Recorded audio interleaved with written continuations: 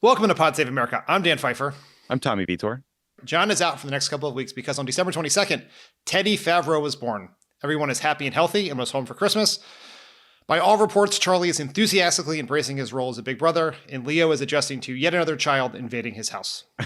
That is true. I can confirm that. A lot happened while we were off for a couple of weeks. Believe it or not, the 2024 election is here. The Biden campaign is ramping up their attacks on Trump.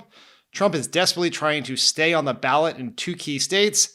And later on, NBC News election analyst Steve Kornacki will join me to break down the Iowa caucus and the upcoming primaries.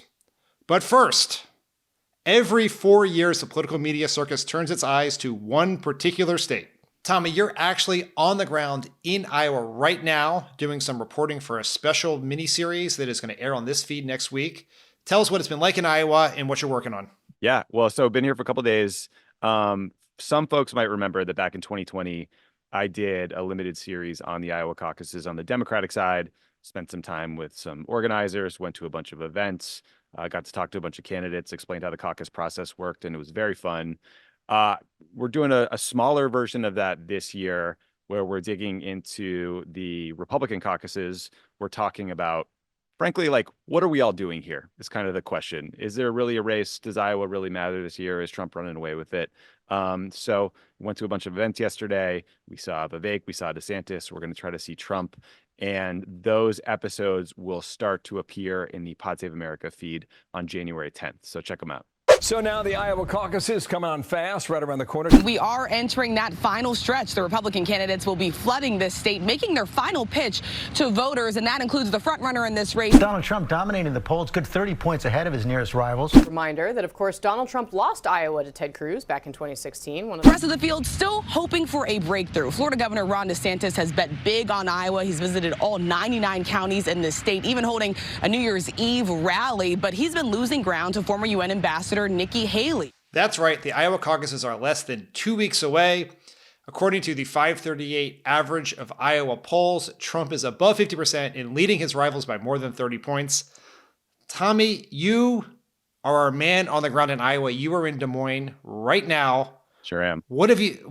Tell me what you've been doing back in Iowa, the place where your political career really took off. Where my political personality was born. We went to a bunch of events yesterday. We saw Ron DeSantis, Vivek Ramaswamy twice, and Dan, Asa Hutchinson. We went to one of his events. This man has been shot out of a cannon, so I'd love to tell you about everything we've been doing here. I'm so glad you got to go to an Asa Hutchinson event. I feel like that opportunity is going to go away pretty quickly. And it's also, I think, breaking news for people on this listening to this podcast that Asa Hutchinson still running for president. That was the primary reaction to the photo I tweeted of his event. It's like, look, he seems very nice. His staff seemed very nice. The event was so small that it was like hard to be mean about it. But I think there were 20 people there, and 15 of them were students from California on a class trip. So, I don't think he's going to have a surprise upset, but we can get into more of that later. Based on what you've seen at these events, is there anything stick out to you? Do you see any signs of momentum for anyone? What are you seeing? So we'll sort of walk you through what we did. So we went to see Ron DeSantis Wednesday morning in Dallas County, which is, a western suburb. It's a county a little bit west of the Des Moines area. It was a typical town hall meeting with Ron DeSantis. I think there were probably like 60 people there, which, 10 a.m. on a Wednesday isn't bad, but it's also not great. The most interesting moment was this voter who pressed Ron DeSantis on why he wasn't going after Trump hard enough. I think we actually have a clip of that we could play for you guys. And I have a couple questions. For one, why haven't you gone directly after him? Polls are down. He's, up really high. What do you mean by going directly after? I mean, you're in my viewpoint, you're going pretty soft on it. But what do you think? So, because I've articulated all the differences time and time again on the campaign trail. I know. I think that there's just a narrative I think the narrative is this. I think what the media wants is they want Republican candidates to just kind of like smear him personally and kind of do that. That's just not how I roll. I'm not going that way. Okay, good. But so that was the first 45 seconds of what turned into like a quite long exchange. Again, Dan, this is a man named Chris Garcia, older guy, was moving around with a walker, who supports Ron DeSantis. He likes Ron DeSantis. He wants to caucus for him. He intends to caucus for him. He wants to vote for him in the general election because he doesn't think Trump can win. But as you heard there, DeSantis's response to, like, I think a pretty fair observation or question was to get mad about it. Like, it didn't go very well. Yeah, it was I was struck by just how defensive he was. This is a question he gets from donors and others all the time. Like, it was like brimming over with frustration about it. It just, on top of his general awkward, seemingly odious personality, it isn't exactly what the sort of message you would want to be closing with at the caucuses, right? Yeah, attacking your own voters. I mean, my takeaway from going to a DeSantis event was that the guy you see on TV is the guy you see in person. He is bad at interacting with human beings. You know, some woman asked him a question. He said, "What's your name?" She said, "I'm Gloria. I'm the one who prays for you." And his reaction was like, "Well, good." And then he just like plowed forward with whatever talking point he wanted to say. He seems to step on his own applause lines all the time. Like, he'll say some shitty thing about, you know, protecting women's sports or whatever, and the audience unfortunately gets into it, and he just steps on them. The one sort of surprising hit was DeSantis criticized Trump for coming out in support of a new FBI building in Washington, D.C., which people were surprisingly exercised about. But nothing at that event made me think that there was some growing sense of momentum for Ron DeSantis. Why were people exercised about the FBI building? I don't know. I think they've been conditioned to hate the FBI. And it is just sort of weird that, like, Trump waited on this parochial matter about where this building should be, whether it's D.C., Virginia, or Maryland. I guess the context here is that a Washington Post poll out this morning shows that 25% of Republicans think the FBI was involved in making January 6th happen. So maybe that's why they're upset about it. Yeah, no, I think that's right. I think they're hearing from all of these candidates that the FBI is, you know, entrapping Trump or entrapping January 6th protesters. So there's a lot of skepticism of government. Now, you also, if I understand your Instagram stories correctly, you got on Vivek's campaign bus and spoke to him? I did. How does that happen? Well, listen, first of all, shout out to Vivek's press team or campaign team. Just clip that, social team. Like, they're just, you know, it is like, they're just super nice and helpful and responsive. And frankly, that's a huge contrast to the other campaigns. Like, DeSantis's folks won't write us back. Haley's folks won't write us back. Asa Hutchinson's folks are great, surprisingly, no surprise. But Trump won't credential us for events or let us into anything. The Trump's people won't let us into a coffee with Eric Trump. It's a point. So, do you think part of the challenge could be that you work for a company called Crooked Media? Yeah. In hindsight, that wasn't good.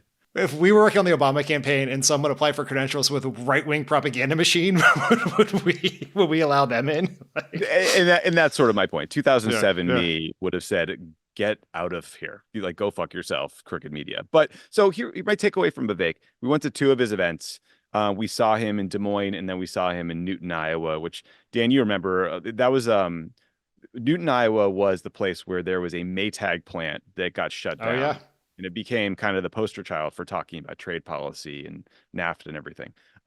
So my takeaway was Vivek is far less obnoxious in the room with voters than he is on television or at debates. You know, he is energetic, but he's not combative. He is doing an unbelievable number of events. So people always talk about doing the full Grassley. You remember this, Dan? The full Grassley? The full Grassley. You go into all 99 counties is the full. Oh, yeah. I was thinking full Ginsburg in my head when you do Sunday shows in one day.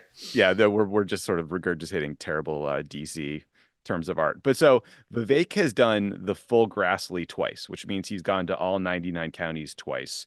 His staff told me that he will do, or Vivek actually said this, he'll do something like 330 events by the time the caucuses are over, which is just like, I think, more than all of his opponents combined.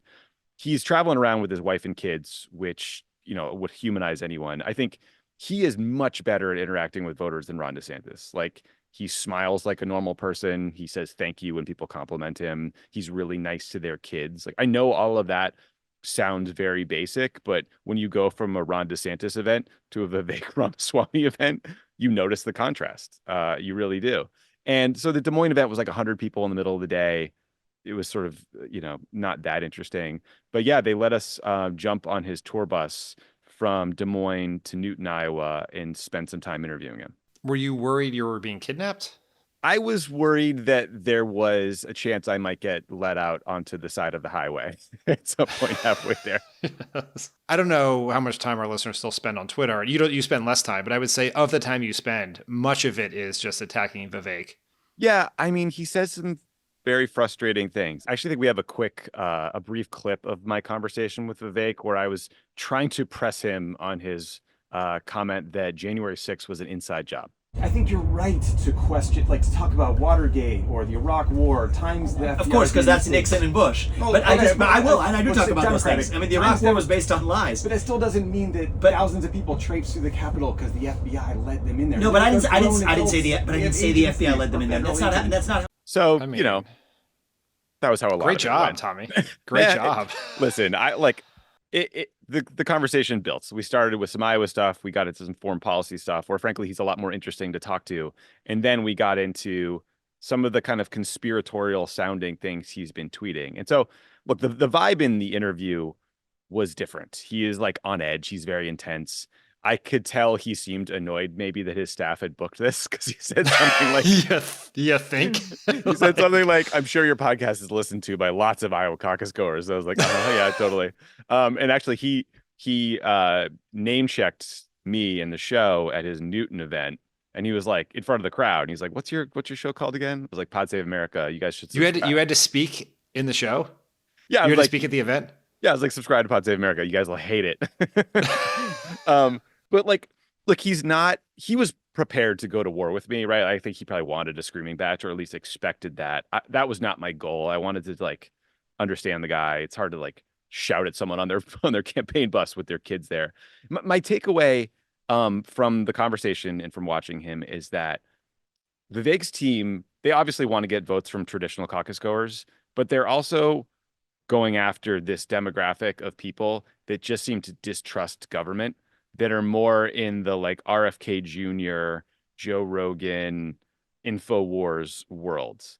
And that's interesting strategically because maybe those people aren't showing up in polls, but I don't know that that's going to, get you to 50% of the vote. The thing I was pressing him on there was he keeps saying that January 6th was an inside job. He keeps saying they, kind of scare quotes, aren't going to let Trump or Biden get to the finish line. He's tweeting about Jeffrey Epstein. So I was just trying to get him to help me understand his worldview, because all his events have backdrops that say the word truth on them. And truth is different than anti-censorship, right? Like if you want to have Alex Jones on your show, he had Alex Jones on his podcast, Vivek did. If you want to have that conversation to make a point about not censoring anyone in freedom of speech, sure, that's fine. But Alex Jones is not someone who's known for speaking the truth. So I was trying to suss that out with him, but basically he just talked over me whenever I pushed back. That seems about right. Let's take a step back a little bit and think about what's going to happen on January 15th on caucus night. I mean, it's worth noting that Iowa awards only 40 of the 1,200 or so delegates you need to become the Republican nominee. And therefore, winning and getting all those delegates is often less important than simply just beating expectations. What do you think Haley, DeSantis, or Vivek need to do to build some momentum or have something that they can attribute as success? Well, it's funny. It's like there's what they think they need to do and what they probably need to do. And those are different things, right? I mean, they all think they need to exceed expectations, which is a nebulous way that all of us who have ever worked on a campaign, especially in Iowa, define success. So for Vivek, the last Des Moines Register poll had him at about 5%. That was a month ago. If he can bring in some of those sort of off the radar screen folks and turn them out and double that number and get 10%, that could surprise people. That could give them a little bounce, right? The same is true for DeSantis. I think he had 19% in the Register poll. Trump is 51% in that poll, by the way. If he can cut that margin to like 50-30, maybe that helps. I mean, DeSantis is going hard in Iowa too. He's gone to all 99 counties. Tell me what you think, Dan. I mean, I think Haley seems to be more focused on New Hampshire. There's she's coming back to Iowa for a couple events, and this Americans for Prosperity PAC says that they're now going to rev up some ground game field operation for her for the last 3 weeks. But I'm very skeptical that will be effective. She seems, Haley, I talked about this a little bit in my conversation with Steve Kornacki, which you will hear after this, but Haley seems a little betwixt and between strategy-wise. Yes. And on one hand, there's and part of the problem is that most of her money is coming through a super PAC by which she has only limited influence over, and actually multiple super PACs. There's an argument for trying to take out DeSantis in Iowa. So she could somehow beat DeSantis in Iowa. They're basically tied in the average, the 538 average right now. And to come in second to Trump, that would be the expectations, give her some additional momentum going into New Hampshire. DeSantis, I don't really know what happens unless he somehow, the polls are all wrong, or they have shifted dramatically since the Des Moines Register poll right before the holidays. And he is somehow north of 30. Trump has bled. And when DeSantis gains a voter, he's usually gaining it from Trump, not someone else, because he's the second choice of most Trump voters. So if somehow he gets it really close and just shocks the world by losing by 15 as opposed to 30, maybe that gives him something. He is a lot like, to use an analogy that is a little unfortunately close to your heart, which is he's a little like John Edwards in 2004, which is even if he does well in Iowa, he doesn't have he's not strong in New Hampshire. So it's hard to get momentum out of Iowa, go to a state where you're pretty weak, and then maintain that momentum heading to the next state after that, because you have a month between Iowa and New Hampshire. And so it's not really clear to me, unless Trump somehow collapses, how that works for him. I mean, Vivek, he could stay in the race till the very end. He's not trying to win as far as I can tell. So I guess he's just trying to have enough success to say he can continue. He's really spending his own money anyway, right? So he doesn't even need that. So he just wants enough to, I guess, keep getting booked on liberal podcasts is what he needs. I don't really know what success looks for him. One little correction, Dan. You have a week between Iowa and New Hampshire, and then you have a month between. I may have said that wrong. A week between Iowa and New Hampshire, and then you have a month between New Hampshire and South Carolina, right? And that is so. If you cannot get a second bounce out of New Hampshire, you can't really, no candidates ever really made it to South Carolina that way, right? Where you fail in South Carolina, other than Biden. Joe Biden is the exception to that rule, who got no bounce out of Iowa, no bounce out of New Hampshire, maybe a little bounce out of the Nevada caucus, and then obviously won South Carolina and was the nominee like 16 seconds later. Yeah, that's exactly right. Yeah, I mean, Trump's coming back to Iowa. He's doing a bunch of big events over the next few days, including a couple fun ones on January 6th. Who isn't excited for that anniversary celebration? I mean, so I've been on the ground for a couple of days. All this is like anecdotal information, but did we see some groundswell of support for DeSantis or Vivek? Absolutely not. And I'm with you. I mean, I think if DeSantis gets third or even fourth in Iowa, like everyone on his staff is going to tell him, you need to drop out. You need to endorse Trump. You need to preserve your political future, such as it is. I do think you're right that Haley has a path, a limited, not a likely one, but as a path both to do well in New Hampshire and South Carolina. Vivek said something to me like, I'm sticking in this for the long haul. I mean, I do think it's a question of sort of what his goal is here. The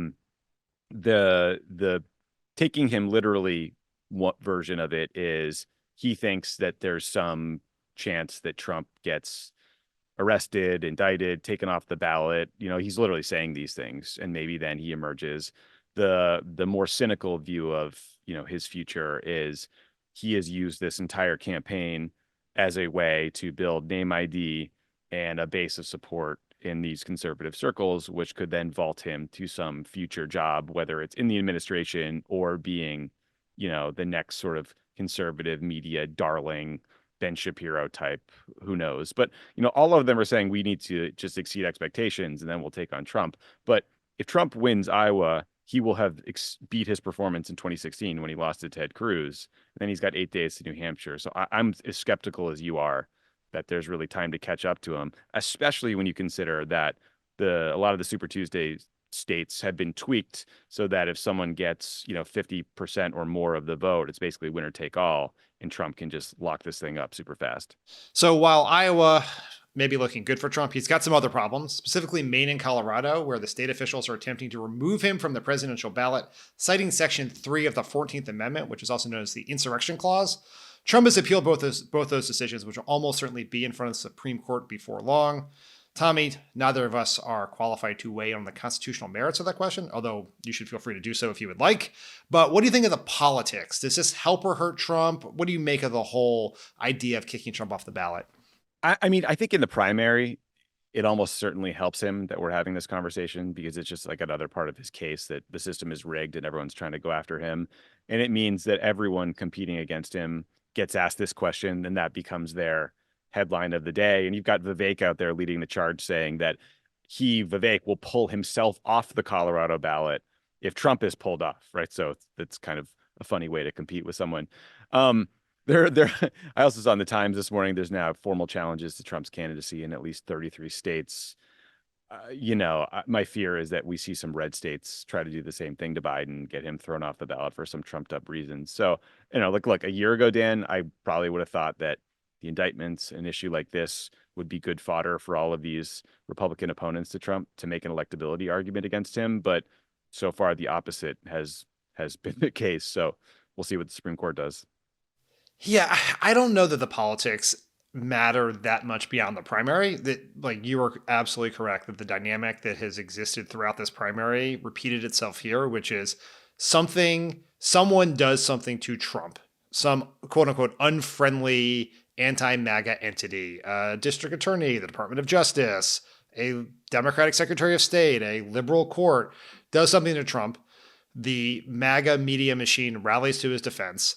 Every candidate, all of his opponents are asked, what do you think about this? Then they defend Trump. And so you end up in all kinds of situations where his opponents are amplifying his message. It's an opportunity cost for his opponents because they're not talking about it. Now, none of them are deft enough to actually use this to their advantage by using this as an example of the chaos that surrounds Trump. That's an argument for maybe why he's not our best bet to actually beat Biden, because they're just one-dimensional checkers players. But once again, it's helping there. In the long run, we're talking about 2 states. The Supreme Court's going to weigh in here. Other states may do it. But this isn't how, and I don't think anyone is making this argument, but this is not how we're going to beat Trump, right? It's not going to, even if on it, like, I can't speak to the constitutionality of it, but if the simple question is people who engage in insurrection cannot run for president, well, guess what Donald Trump did, and guess what he's trying to do.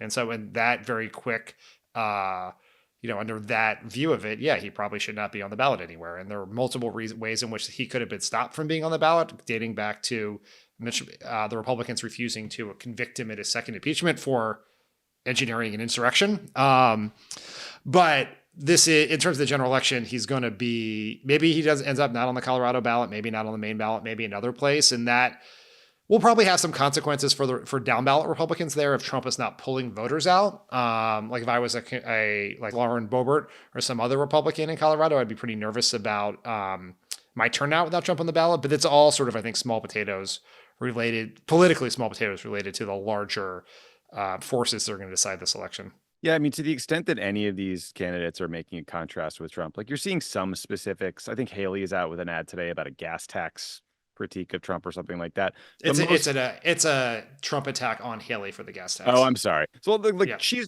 Haley attacks him about like the national debt, right? They'll all point out that the wall didn't get finished and that Mexico didn't pay for it, but they don't really make an argument besides sort of alluding to the fact that maybe you want someone younger, maybe you want someone without the baggage. And even Ron DeSantis, when he has a voter begging him to make that case because that's what that voter believes, kind of whiffs on the opportunity. So yeah, I mean, I imagine this will just help him.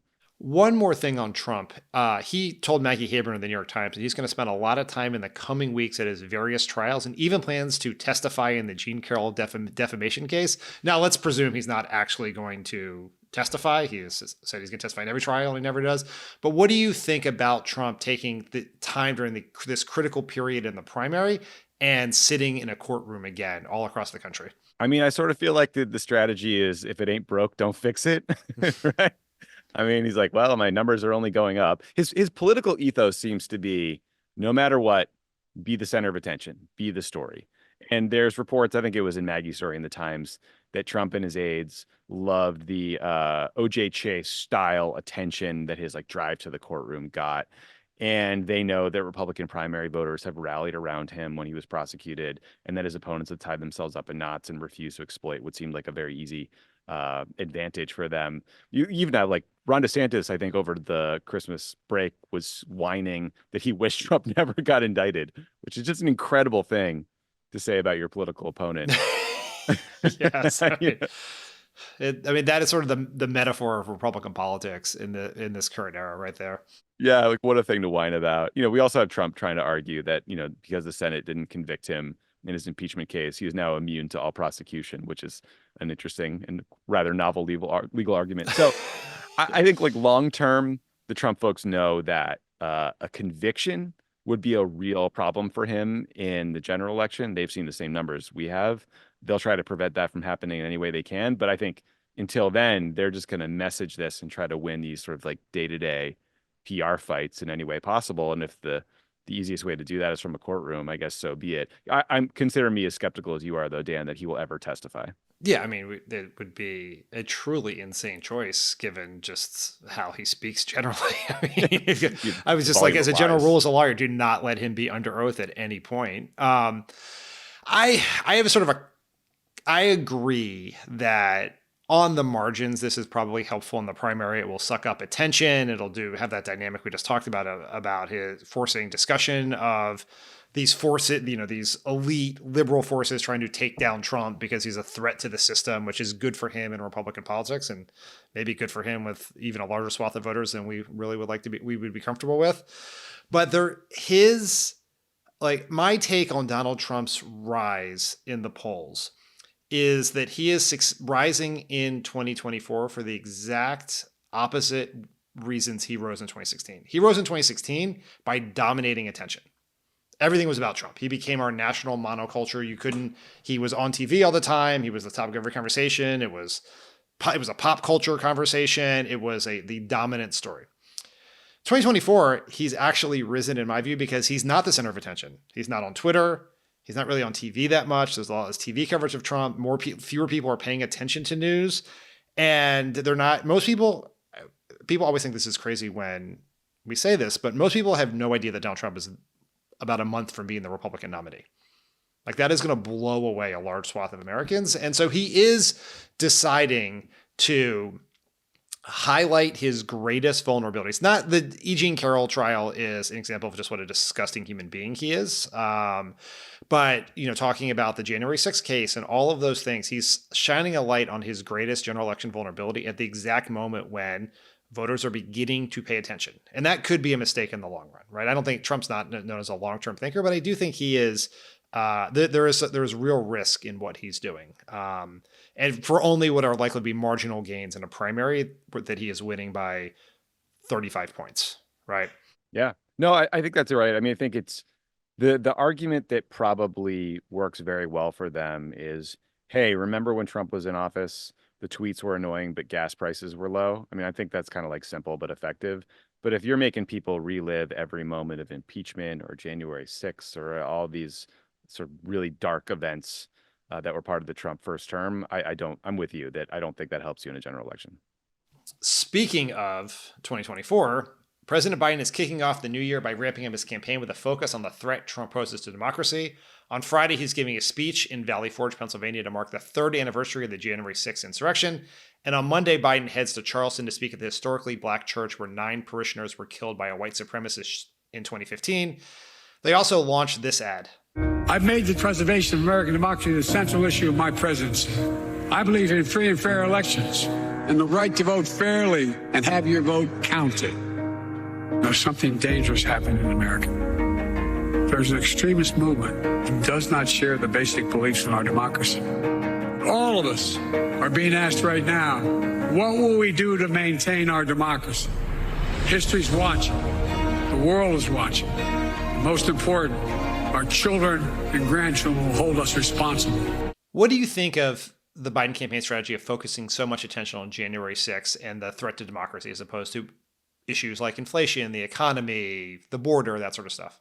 Yeah. I mean, my gut on this is, as we learned at the White House, Dan, like choosing your message of the day is the easy part. Getting it covered is the really hard part. So the White House is smart. They know that everyone is going to be focused on the January 6th anniversary.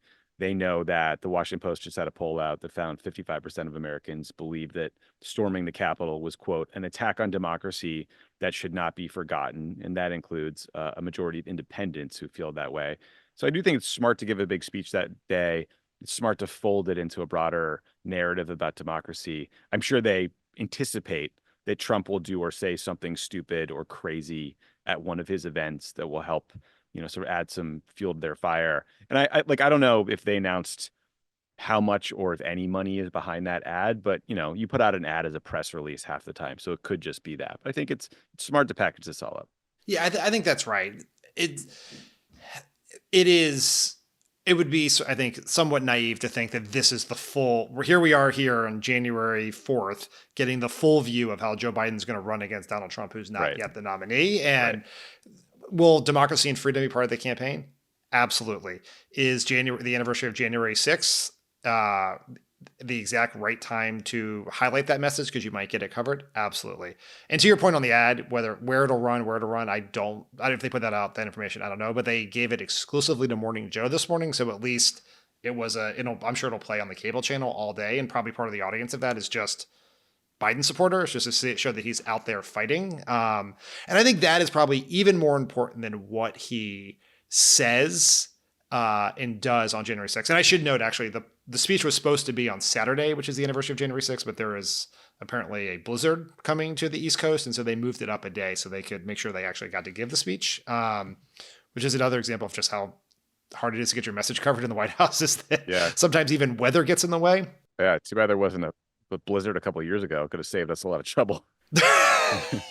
Yes, it's not good. That is. You think those people were going to stop because of snow? So yeah, I don't know. Maybe their flights wouldn't have landed. They're all their private jets that they flew in on. These economically anxious people. That's right. I just think Joe Biden fighting is good for just the image of him. He gave a very good speech on the 1-year anniversary of January 6th. That was very powerful. He did it from the Capitol. Something like that just shows energy and vigor and that he's taking on this very real threat is good politics for him. So I think this is the right thing to do. It doesn't mean he's not going to talk about inflation and his accomplishments and all the other things are going to be part of this. But I guess the question is, what else do you think Biden needs to be doing on top of this? CNN reports, you're going to be shocked by this, that congressional Democrats want him to spend more time laying out a second-term agenda. What do you think the right balance is here? One top House aide told CNN, "What's our bumper sticker? What's our Making America Great Again?" No, I mean, yes. I like, of course, Joe Biden needs to lay out a vision for his reelect. I don't know that has to happen urgently. Like, you're not going to send out a PDF and be like, "Here it is on January 8th. Here's our reelect message." I mean, Dan, you would have a much better sense of this and memory of it than I would for the reelect, because you were working on that, and I was a full-time NSC nerd at that point, just like not solving the whole Benghazi problem. But I suspect that Biden will kickstart this process during the State of the Union. And over the coming months, you'll do a series of policy speeches and events to highlight kind of pieces of the platform, things you're fighting for, what you want to do with the second term, what you would do with the Democratic Congress. And then I suspect you'd want that platform and the narrative to be fully baked by his convention speech. And then you're just kind of hammering away from there. But, that vision has to include a contrast with your opponent, which he doesn't have yet. And if you're talking about all these things too early, you won't get it covered. You won't get the attention, and it will just be a waste of time. So I suspect sort of in the more immediate term, they're thinking about getting back the Democratic voters that they lost, making sure the party is unified. That could come from a second term agenda. That could come from highlighting the threat from Trump. It could come from course correcting on current policy, like the handling of Gaza. I imagine it will require a mix of all of it. But yeah, I mean, those congressional leaders are not wrong, but maybe just a little premature. Yeah, I mean, yes, of course you need to say something about what you're going to do if you're reelected. That's table stakes. The State of the Union will be for Biden, as it was for Obama, the first place to begin to lay that out.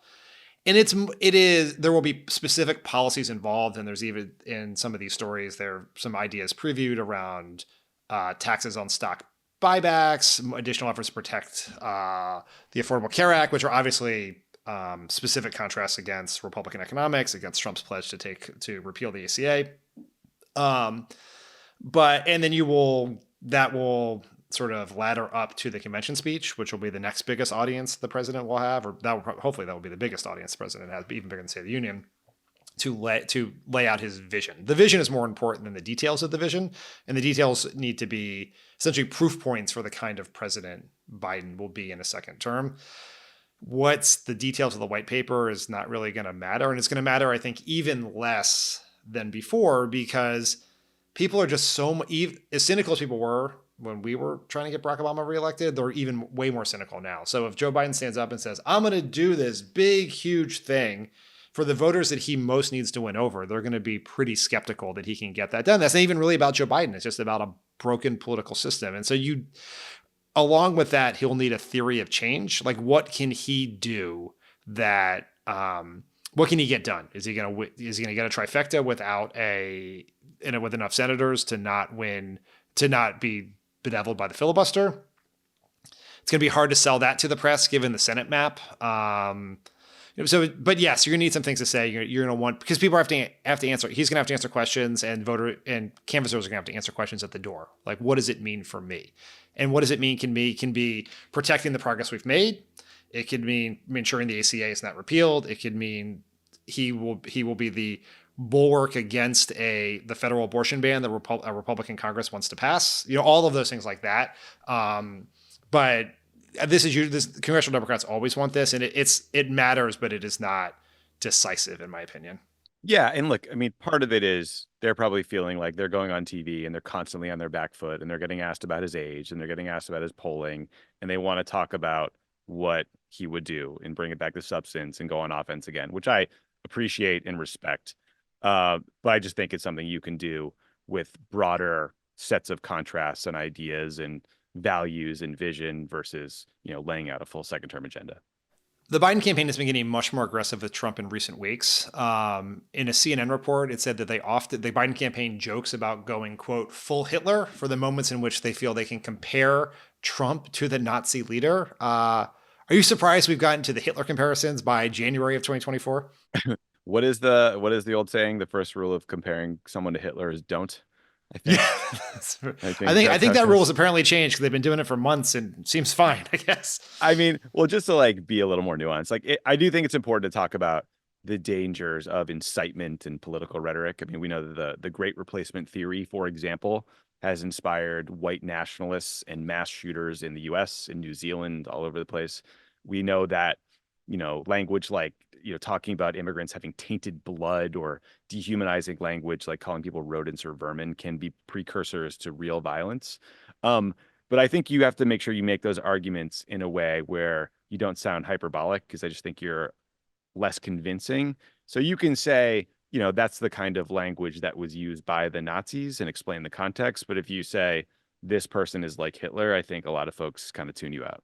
Yeah, that is the hard part with all of these comparisons of Trump to authoritarians and dictators and white supremacists, is they are substantively correct and spiritually correct in what he is pushing for. But the challenge is Donald Trump was just president 3 years ago. And so when you say Donald Trump's going to be a dictator, people didn't see right or wrong. People did not see the original Trump presidency as a dictatorship. They may have found a lot of things problematic about it being overly chaotic, it being overly corporatist, it being ineffective in a lot of ways, but they didn't think it was a dictatorship. And so you're going to have to make the case in a pretty relentless and specific and easily understood way if you want to do that. That does not mean that the Biden folks can't, post some threads with pictures of Trump and Hitler to make a point. That's fine. That's just sort of inside baseball. But on the larger argument about Trump as an authoritarian, Trump as a Nazi, Trump as a dictator, I think it is a more challenging case to make than a lot of us would like it to be. Yeah, I mean, right. I think you just have to be specific, and I think part of this always gets broken down into a debate about, are we talking about culture war? Are we talking about values? Or are we talking about kitchen table issues? And the much more boring reality is you have to do both. And I do think he'll talk about all the things that, show up most in polls, inflation, healthcare, et cetera. But I do think he has to make a case about Donald Trump his character and reminding people about all the bad parts of his 4 years in charge that they didn't like, that, didn't include being a full-on fascist, but included being a pretty god-awful human being who was a terrible leader.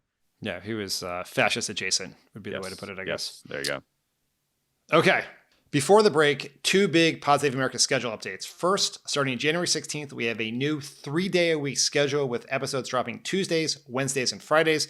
Because let's face it, there's too much going on to cover in just 2 episodes each week. The takes overfloweth, as they say. Second, tune into the 2-episode special of On the Ground in Iowa for Tommy's on-site analysis of the GOP caucus and what it means for the pivotal election year ahead. Listen to it on the Pod Save America feed starting January 10th. When we come back, Steve Kornacki. Guess what, guys? What? We got a book cover. This is our book. It's called Democracy or Else, How to Save America in 10 Easy Steps. Did I get the title right? Yeah, it's great. I know that politics can feel like a mess right now, which is why we wanted to write this hopeful, optimistic guide to what you can do, how you can get involved. Plus, we have interviews with the politicians that we find least annoying and some of the smartest organizers around, and everyone's favorite, anecdotes. You said, give us those anecdotes. And we said, all right, you people are freaks for fucking anecdotes. Find out which one of us phone banged under an assumed name in North Carolina and which one of us ran over a moose in New Hampshire. Buy the book to find out. Here's the best part. Oh, what's the best part? The stuff Lovett wrote. Here's the second best part. Crooked Media is going to donate the profits from Democracy or Else to Vote Save America, our partners and other great organizations working for progressive causes and outcomes in 2024 and beyond. What? Read your emails, man. Oh, that felt so real. You can pre-order your signed book now at bookshop.org or get your copy wherever you buy books, assuming you don't live in states where books are banned. So buy the book, join the fight, and get ready for the most important election guide of this or any lifetime. Joining us now is someone who needs no introduction to political junkies, the man behind the magic wall, NBC national political correspondent Steve Kornacki. Steve, welcome to the pod. Thanks for having me on, Dan. Good to be here. All right, we are 2 weeks away from Iowa. We are about to head onto a quick succession of New Hampshire, South Carolina, Super Tuesday, and then basically every Tuesday for a while is going to be an election night. How are you preparing? Have you been doing cardio? Are you standing in front of a board to train for a long period of time? What are you doing to get ready? Yeah, I mean, the focus, right now is Iowa, obviously, and just, if you ever looked at a map of Iowa, you got 99 counties. They a lot of them look geographically just they're squares. They look very similar. So trying to make sure I kind of know where they all are, and especially where the biggies are. I think the most important thing for our coverage right now is just the point of comparison that we're going to stress, obviously, for all these Republican primaries, as long as they go, is just 2016, the last open Republican primary, Trump's first time running. How was he doing with certain groups then? How is he doing now? Where has there been growth? Has there been any slippage? And, obviously the question everybody's looking for still is there any room, is there any scenario where a DeSantis or a Haley still could make this a game with him? I know you've been digging into the data in Iowa. What's your sense of where the race stands in the Hawkeye State? I'll give a good plug here to our the polling partnership that we started this year, and I love. We have a partnership with the Des Moines Register and Selzer, who is the, kind of acknowledged as the pollster. Yes, this is the. It's great to have this partnership because I know this is the one everybody waits for, and sort of on caucus eve she'll release her final numbers, so we'll have that. Right before the caucuses. So that'll give us the best sense of it. But we've been in a bit of a lull here in terms of, polling out of Iowa and New Hampshire for that matter. But our most recent one, now, a couple weeks old, but our most recent one had Trump over 50%. We had him growing his support from September to December. We had him at 51%, DeSantis 19%, Haley 16% in Iowa. And, that's the last time you had a Republican with a lead that big, this close to the caucuses. You got to go back to George W. Bush in the 2000 cycle. Bush won Iowa fairly comfortably in 2000. He did get a scare by losing New Hampshire to John McCain, but was, basically able to win South Carolina and put that one to bed. So that's the kind of historical comparison I got in my mind. And, I think, look, Trump is obviously favored to win Iowa. The question is, does he actually win it? How big does he win it? And does somebody get a second place showing that allows them to claim a moral victory and some momentum? I think that's a very important point because And maybe you can help explain this to our listeners, because many of whom may have tuned in, started paying close attention to politics, listening to Pod Save America, watching election nights with Steve Kornacki after 2016, after Trump won. The Republicans, the Iowa caucus has not picked the Republican nominee for nearly a quarter century now.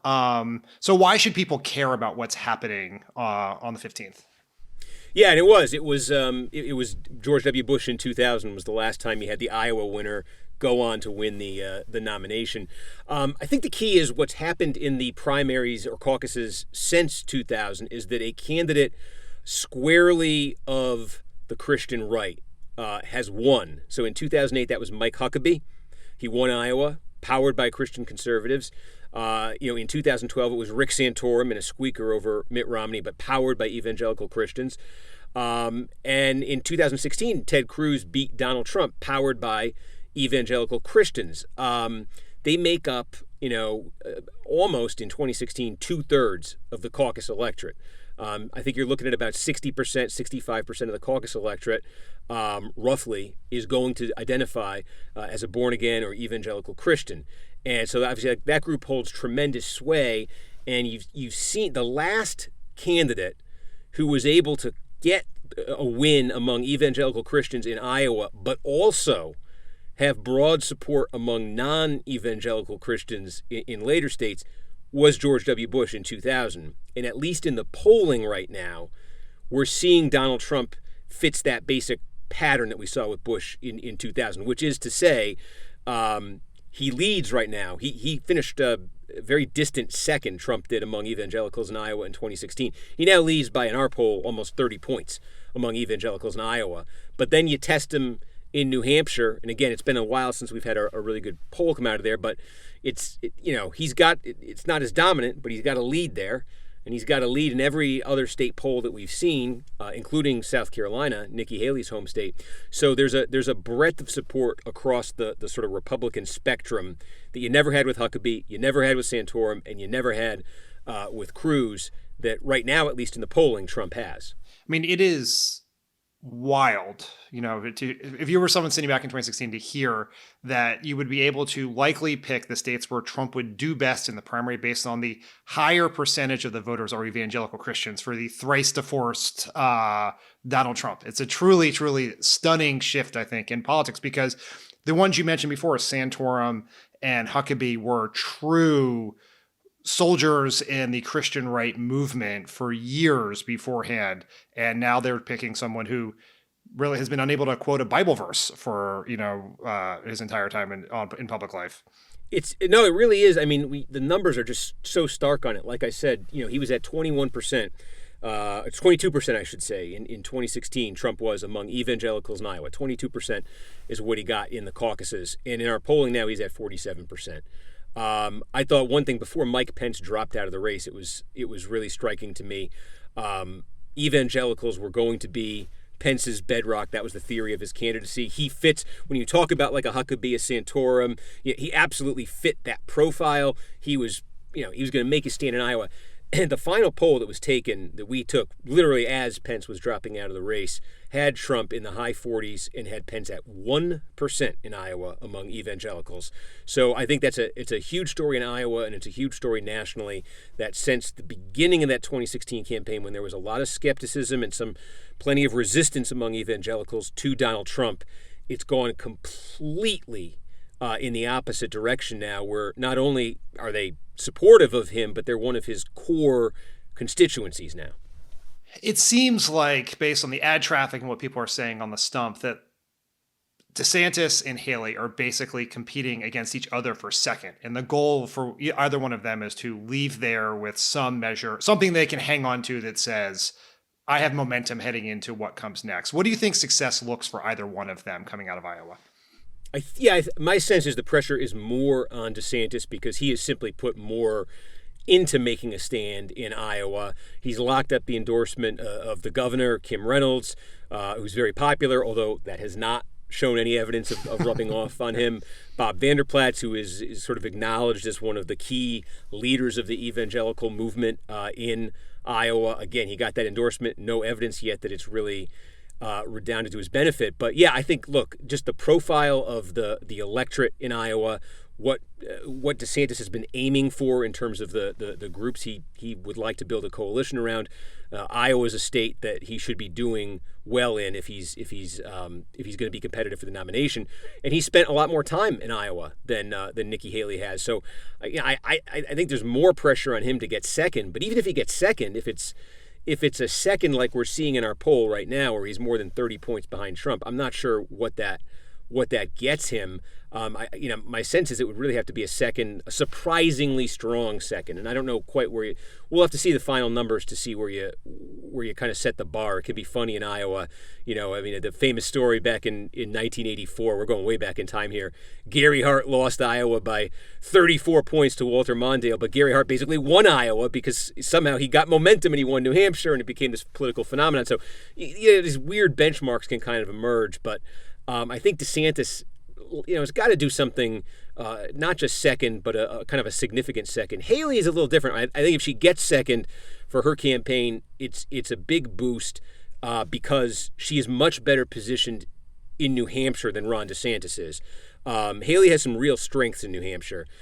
She's running, depending on the poll, she's running fairly competitively with Trump there right now. The two big differences between Iowa and New Hampshire are, we're talking about evangelical Christians. About 2/3, as I said, of the electorate in Iowa, maybe a quarter in New Hampshire, 20 to 25%. So it's one of the most secular Republican electorates you're going to get. And also the participation of independent voters in the New Hampshire primary, it's basically as high as you're going to find anywhere.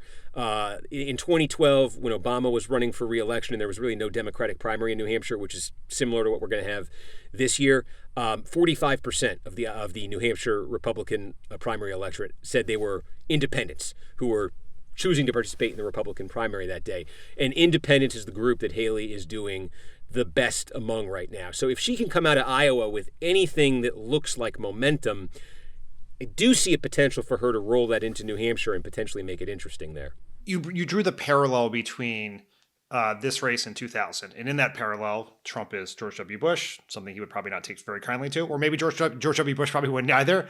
But Haley is, yeah, that's right, and Haley is McCain. Given that, and given Haley's strength in New Hampshire, are you surprised that Haley's even competing in Iowa? Because McCain famously did not compete in Iowa, did not compete again in Iowa in 2008, and put all of his chips in New Hampshire. It helped him at least stay alive in 2000, and it helped him become the nominee in 2008. Have you been surprised by that strategic decision from the Haley folks?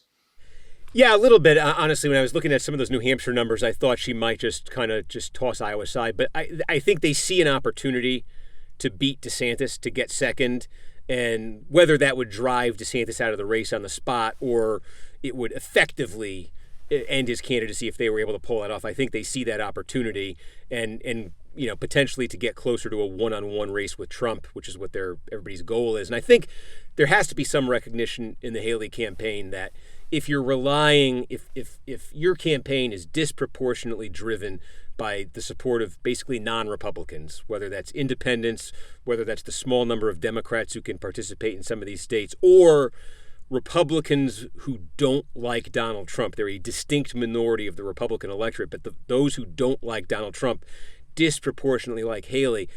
That is what's driving her support in a lot of ways, and I think they know that's not enough to win the Republican nomination. They've got to expand on that. So I think from that standpoint, there's some importance in Iowa in showing that they can win over some voters who don't fit the profile I was just talking about. The challenge, I think, for Haley in that scenario is that in most of the polling that I've seen to date, the second choice of DeSantis voters is not Nikki Haley, it's Donald Trump. And in some senses, if I was sitting in the Haley campaign, what I want is DeSantis to grow stronger, and because the second choice of Trump voters is not Nikki Haley, it's Ron DeSantis. And so I guess ultimately you're going to get to the one-on-one point at some point, and therefore you're going to need a bigger available universe than she currently has. But you talk a little bit about the role that second choice plays and sort of how people game out these strategies? Yeah, no, just in terms of second place in Iowa? Yeah. Yeah, no, right. Like, I look, the problem, Haley, I think, sees the potential of momentum. Second place being momentum rolling that into New Hampshire. I think Sununu's talking about the governor of New Hampshire, Chris Sununu, who endorsed Haley, is talking about winning New Hampshire. But I think they're trying to keep the expectations a bit under wraps. But I think that her campaign would, very much has it on their minds to win New Hampshire. And what that would then set up is you do have Nevada in between New Hampshire and South Carolina. Nevada, it's a very weird situation this year. There's going to be a primary. No delegates are at stake. Haley will be on the primary ballot. There's going to be a caucus 2 days later. Haley will not be part of that. The delegates will be awarded there. So Nevada is a very weird one, and I don't know that it's going to carry much weight this time around. So I think if Haley were to get a strong second or a meaningful second out of Iowa, this is a huge if, but if she were able to win New Hampshire, she would get, obviously, there'd be a flood of attention, the media spotlight, and there'd be, could she actually knock off Donald Trump? And I think the state then, this would be like that parallel to 2000 with Bush and McCain. The Bush and McCain race went to South Carolina. The Trump and Haley race would go to South Carolina. South Carolina, in this case, her home state, too. And so, she would then need to win. Obviously, she would need to win South Carolina, I think, to make a plausible claim. And the problem she gets into, she's polling right now much better in New Hampshire than she is in her home state. And South Carolina, again, we talk about New Hampshire being the most secular Republican electorate. South Carolina, I think in 2016 was 72% evangelical, and it's Republican, so even more than Iowa. And Trump, of course, swept it in 2016. So, right away, if she gets the huge win out of New Hampshire, she's going to a state that demographically is a huge challenge for her, given the nature of her support right now. But it's also her home state. And so it'd be awfully tough if she didn't win South Carolina or come awfully close. I think it'd be tough to make the case that she's got momentum to continue, because there's a lot more states in the Republican primary mix that resemble Iowa and South Carolina demographically than that resemble New Hampshire. So from her standpoint, it's get to South Carolina, and I don't think they would say this, but I think realistically she would then need to win South Carolina. And I think for DeSantis, it's to get a strong second out of Iowa, show there's some life there. And then I think, he's not polling that well in New Hampshire, and I think he might run into some of those problems you talk about, like a Huckabee, a Cruz, a Santorum having in New Hampshire. I think he might then look down south, look more to make a stand in South Carolina and some of those Super Tuesday states, and say, hey, look, I'm a viable alternative. And I don't know, maybe on some level they're hoping that, this has been the hope of all of Trump's opponents on the Republican side for 8 years. Something happens that kind of marginalizes him or takes him out, but nothing has yet. On caucus night, when those first results start to come in, are there specific counties or voter groups or turnout numbers you'll be looking for to suggest that could possibly suggest that something is upsetting the apple cart of what we all expect, a huge Trump win?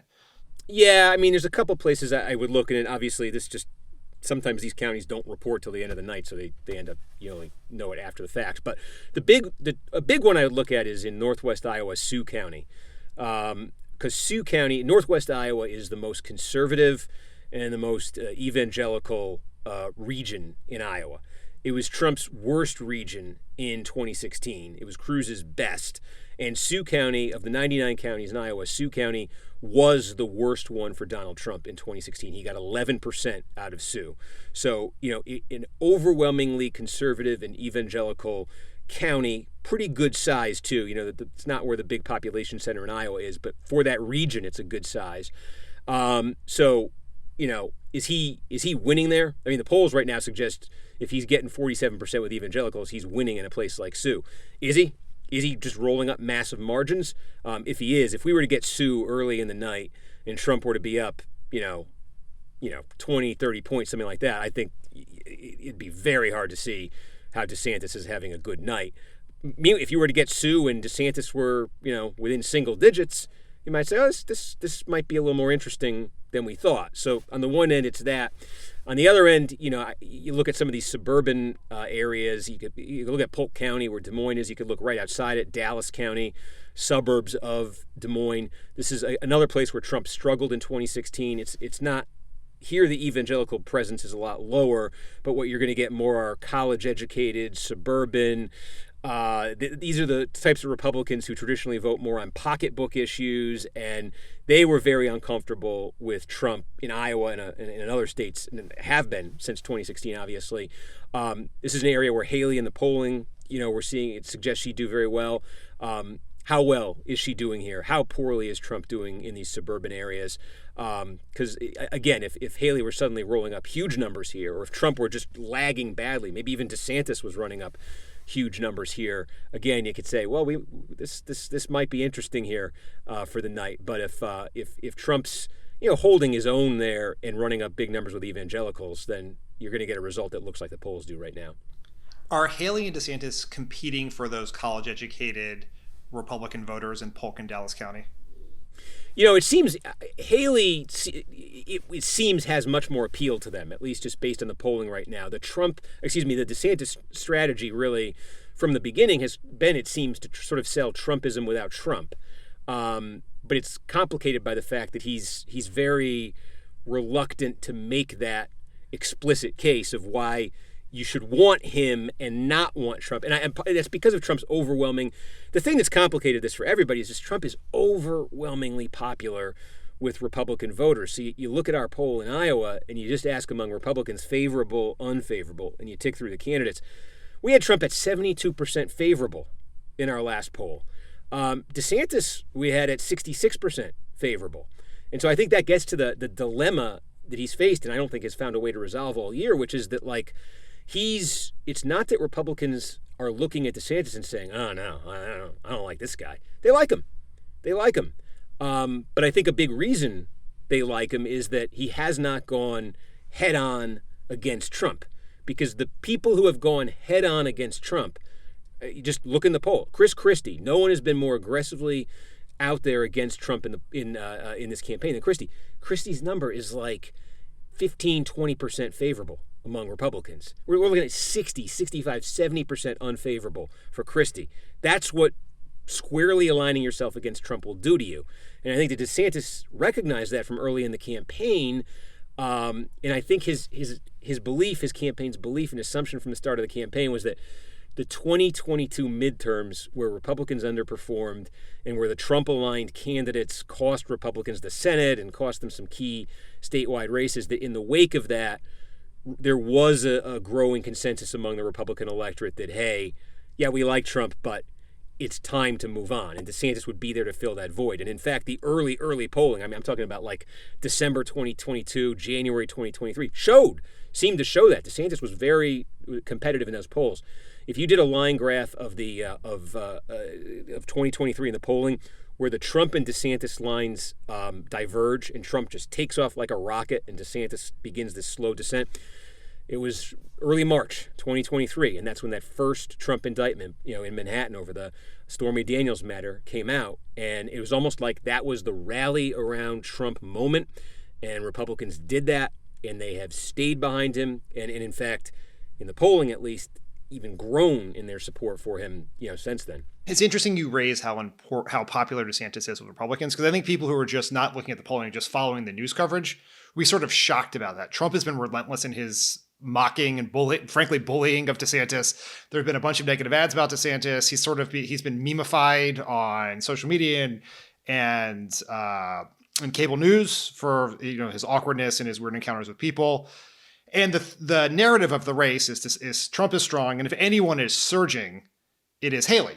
And I think it is true that Haley has, albeit a narrow one, a clearer path to possibly winning. But DeSantis is 20 points more popular in a lot of these polls. And what I found is one of the most interesting dynamics is that as Haley has quote unquote surged, mainly in New Hampshire, the number of Republicans in the polling who are open to voting for her has gone down nationally, and her approval rating has gone down. Can you talk a little bit about that dynamic? Yeah, and that's what did in, going back in time here, that's what did in John McCain against George W. Bush, because the dynamic then was Bush, as we said, won Iowa. McCain didn't really contest it. McCain said, I'm all in on New Hampshire. Remember the Straight Talk Express, the bus, the reporters, everything's on the record. And he was, let's be honest, the candidate of the media in 2000. And it was so attractive to independent voters who play such a huge role in New Hampshire. And so he swamped Bush in New Hampshire. It was a 20-point win. It was the magnitude nobody saw coming.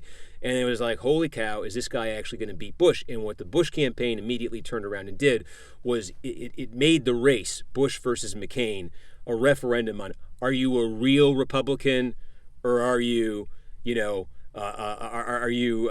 what was the word Bush used? A mischievous Democrat, a mischievous independent who's taking their cues from the media and trying to cause trouble in the Republican primary. It was like, if you're loyal to the party, you're voting Bush. A vote for McCain is a disloyal vote for a Republican. That's what the Bush campaign message was post New Hampshire, and it worked.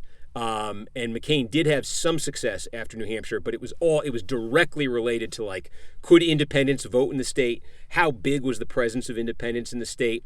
McCain won Michigan. It had enough, of an independent and even Democratic presence there. But a state like South Carolina, Bush was able to win easily. And so that's the problem that Haley, I think, faces. Again, to the extent that her success is seen as coming from either non-Republicans or from Trump-hostile Republicans, I think it risks, and we're seeing already, it engenders the same reaction from core Republican voters that McCain's strength among independents and Bush skeptical Republicans did in 2000. And that is like, nope, this is the media's candidate. This is the Democrats' candidate. We're not doing this. We want the real Republican. And I think that's how Trump is viewed by a lot of these Republicans when it comes down to it. And that's a very different Republican Party than the one we're talking about now. And also notable is in that period between, Iowa and New Hampshire happened in quick succession. And then there's a gap between New Hampshire and South Carolina. And how these candidates navigate that gap will determine their success. McCain made some mistakes, but also the Bush folks launched a vicious assault against him. Now that likely seems like beanbag compared to Republican politics in the Trump era. Some of the things they did, although there were some pretty nasty rumor campaigns and phone and mail campaigns about McCain that were pretty scurrilous. But I mean, I think I assume that's the period you'll be watching if Haley has any successes. Can she survive that assault from Trump? Yeah, because we haven't seen Trump. That's the wild card with her too. We haven't seen Trump really take after her. What happens if and when he does? And again, like I said, it's just the fact that it's her home state too, just raises the stakes that much more. If you were saying it's like seeing a path more for Haley than DeSantis. I tend to agree in the sense that I can see potentially a Haley win in New Hampshire from where we're standing right now. It's hard to see a DeSantis win in Iowa or any of these early states from where we're standing right now. This can change overnight in politics, but yeah, if she gets that win in New Hampshire, it's also it's hard to see. It's weird to say. It's hard to see her turning around and winning her home state, just given these dynamics, and then given that Trump will be coming after her, with full force and fury, presumably. But yeah, it's a month. I mean, it's New Hampshire's going to vote January 23rd. South Carolina is going to vote February 24th. So you got a month in between, and it would be we'd be obviously looking closely at all those polls in between. Is she showing growth? Is she showing growth with Republicans, with evangelicals, with these groups that right now seem resistant to her? If she were to come off a New Hampshire win and start showing that, then you'd be talking about a different race. But she'd have to show that, which right now we haven't seen. We haven't seen it very much polling since Nikki Haley's comment on the Civil War that got so much attention. But from folks you've talked to, or some of maybe the NBC reports on the ground, have you heard anything about that stalling her momentum at all? Well, it'll be interesting to look at the next round of polling, because I think the type of voter that is most likely to be put off by that, first to have absorbed the coverage of it and to have a negative reaction to Haley based on it, probably is the type of voter she's doing best among right now, which is the Trump hostile / Trump skeptical, independent, more moderate, suburbanite. That's the type of voter who I think isn't going to necessarily going to look at that incident and say, oh, this is just the media. She's not appealing to that voter right now. She's appealing to a voter. As I said, she's appealing to a voter that I think is more likely to kind of see that, hear about that, and maybe maybe adjust their view of her because of it. So I am looking like in the wake of that. Does she stall with independence? Does she move backward with independence? She's doing well with college-educated women. Does that change at all? I think these are groups that you could see in polling might be more swayed by a story like that. All right, Steve, last question for you. Then I'll let you get back to your data. We talked a lot about the 2000 parallel for this Republican primary. If this ends up being Biden-Trump, do you have a general election historical parallel you're looking at as a potential equivalent to this general election, or is anything in the Trump era a black swan event? Yeah, the short answer is no. It's just think of the dynamic. It's the sitting president running against a former president who the sitting president defeated, 4 years earlier. It's rare for a former one-term president to run again. It has not happened in the modern era at all. The closest, Gerald Ford looked at it in 1980 and almost ran. That's the closest thing there is to a parallel, and that's not a parallel in any meaningful way. So no, we don't have a good parallel for it. People ask me how I look at that race, and from this vantage point, at least, it's striking that the polling, the Trump-Biden polling right now, is quantitatively different than it was at any point in the 2019-2020 cycle. Every major national poll in 2019 and 2020 had Biden ahead. The question was by how much? And I looked at our NBC polling 2019-2020. Everyone had Biden up. The smallest margin was 6. The biggest margin was 12. And now we consistently have reputable national polls that show a tied race. Biden by 1, Trump by 1, Trump by 2, Biden, right in that range. So it's interesting to me that we're seeing polling that looks very different this time around than it did in 2020.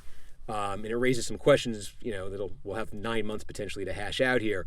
But it makes me look at it and say, this is, it's a cop out to say, but it looks like a toss from this vantage point. It looks like a toss-up race. Yeah, absolutely. And it's also different underneath the top line numbers, right? There's been shifts in some of the groups that Biden was strong with. Trump has lost some with some other voters, but it's just the coalitions are potentially shifting, presuming these numbers are giving us an accurate portrayal of what's happened. And then it gets even more complicated when you add in potentially extremely well-funded, well-known third-party candidates like an RFK Jr., a Joe Manchin, or some other no-labels candidate. These folks on the ballot lowers that number where someone could win a state with 37% of the vote as opposed to the 49 or 50 you would need to win, like there was in 2020. I tend to think right now that's something we're probably not. Let's get through the primaries, but I don't think we're following that as much as maybe we should, because the numbers, I don't know what RFK is going to do in terms of actually making ballots. That's a big question.